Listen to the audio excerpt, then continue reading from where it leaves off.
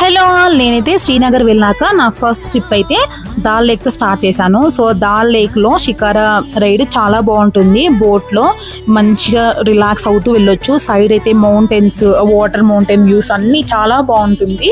So floating market అంటూ ఉంటాం కదా, అది కూడా దాల్ లేక్లోనే ఉంటుంది.